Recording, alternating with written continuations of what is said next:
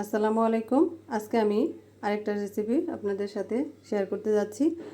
এখানে আমি হাফ কেজির মতো মুরগির মাংসটা নিয়ে নিয়েছি।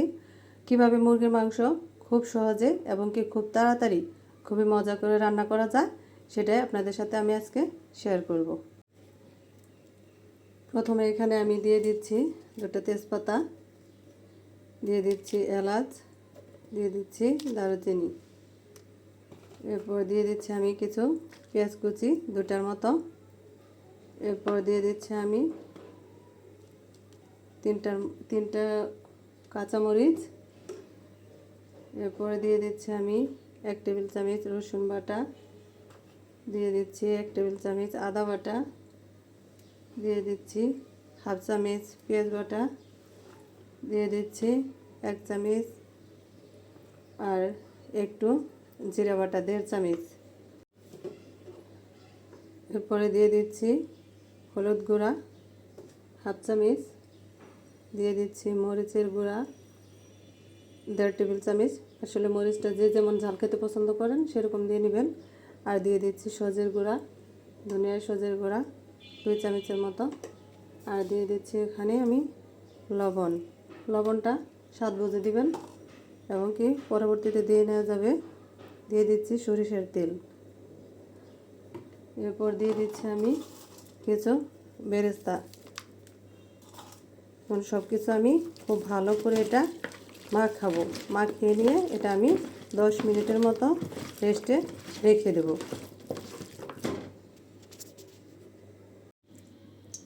এখন চুলায় আমি একটা কড়াই বসিয়ে দিয়েছি। এখানে আমি কড়াইতে সরিষার তেল দিয়ে নিয়েছি। এই তেলেতে আমি বেরেস্তাটা ভেজে নিয়েছিলাম, সেই তেলটা আমি এখানে দিয়ে দিয়েছি। এখন আমি এখানে দিয়ে দিচ্ছি কিছু পেঁয়াজ কুচি, 1.5টার মতো পেঁয়াজ কুচি। এটা আমি এখন খুবই ভালো করে একটু বাদামি কালার করে নেব। এখন পেঁয়াজটা এই তো কালারটা হয়ে আসছে। এখন আমি এখানে দিয়ে দিচ্ছি কিছু আস্ত জিরা, একটু জিরাটা ফুটে আসছে। এখন আমি দিয়ে দিচ্ছি সেই মেখে রাখা মাংসগুলি।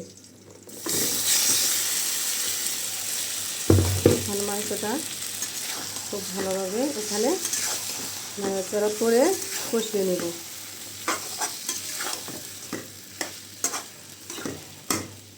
এখন আমি এটা কষানোর জন্য ঢাকনা দিয়ে দিচ্ছি। এই তো মাংসটা কষানো হয়ে গেছে। এখন আমি এখানে দিয়ে দিচ্ছি খুবই অল্প করে গরম পানি। মাংসটা আমি খুব ভালো করে কষিয়ে নিচ্ছি।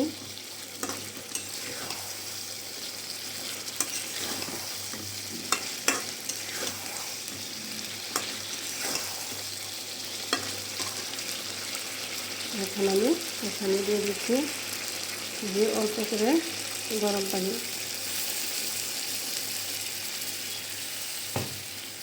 গরম পানিটা দিয়ে দিয়েছি।